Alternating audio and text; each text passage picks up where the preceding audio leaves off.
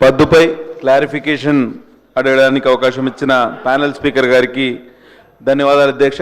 ఇవాళ మంత్రి గారు జూపల్లి కృష్ణారావు గారు ఫుల్ ఫామ్లో ఉన్నారు అధ్యక్ష. 2 గంటల సేపు క్లారిఫికేషన్ మంచి ప్రసంగాన్ని ఇచ్చినాం. వేరే ఉద్దేశం ఏం కాదు. ఈ was very good at is speech అని చెప్పడం నా ఉద్దేశం అధ్యక్ష. మా భావజాలమైన సంఘటన మే శక్తి అనే నినాదాన్ని కూడా ఇవాళ వారు వినిపించారు. స్వామి వివేకానందుని ఉటంకించారు. కాబట్టి వారికి ప్రత్యేక ధన్యవాదాలు అధ్యక్ష.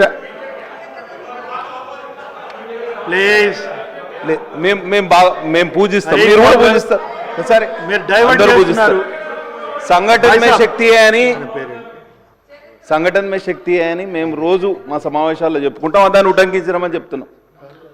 మద్యం అమ్మకాల ద్వారా 25,600 కోట్ల నుంచి 27,623 కోట్లకు చేరుకున్న రాష్ట్ర ప్రభుత్వం ఇవాళ మద్యం అమ్మకాల మీద ఆధారపడతలేదనంటే మనం నమ్మాల్సిన అవసరం లేదు అధ్యక్ష. మంత్రి గారు మరి అనుకున్నంత ఆదాయం రాలేదనా, లేక ఆలోచన అంటే కొంత ఆదాయం తగ్గిందని చెప్పడంలో మీ ఉద్దేశం ఏందో మాకు ఇంకా అర్థం కాలే. కానీ ఈ సంవత్సరం మీకు పండగే అధ్యక్ష. ఎందుకంటే లిక్కర్ షాప్ల వేలం ఉన్నది ఇవాళ ఈ సంవత్సరం సెప్టెంబర్ అక్టోబర్లో. గతంలో 2 సంవత్సరాల క్రితం లిక్కర్ షాప్ల వేలం వేస్తే 4,000 కోట్లు, 1,500 కోట్లేమో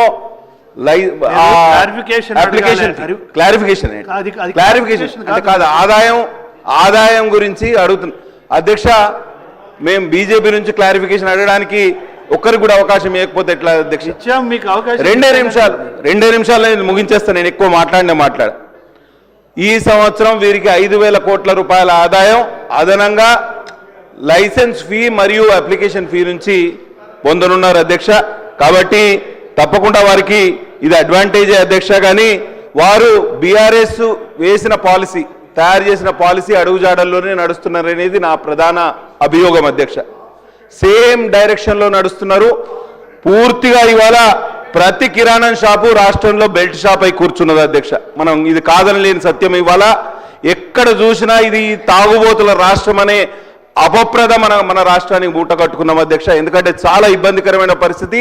ఇవాళ మహిళలు అయితే ఎంత ఇబ్బంది అంటే సాయంత్రం అయితే ఇంట్లో గోల, వాళ్ళని కొట్టడం, హింసించడం, చిన్నపిల్లల మీద రకరకాల హింస. దీనికన్నిటికి కారణం ఈ బెల్ట్ షాపులే అధ్యక్ష. బెల్ట్ షాప్ ద్వారా ప్రధానమైన సమస్య ఏంటంటే ఆ బెల్ట్ షాప్ యజమాని మన ఇంటి ముంగట ఉంటాడు. వాడు మనకు పరిచయస్తుడు, వాడు మనకు క్రెడిట్ ఇస్తాడు. వైన్ షాప్ వాడు మనకు క్రెడిట్ ఇయ్యాడు, వీడు మనకు నిరంతరం క్రెడిట్ ఇస్తాడు. ఇవాళ పైసలు లేకుండా మనం ఫుల్గా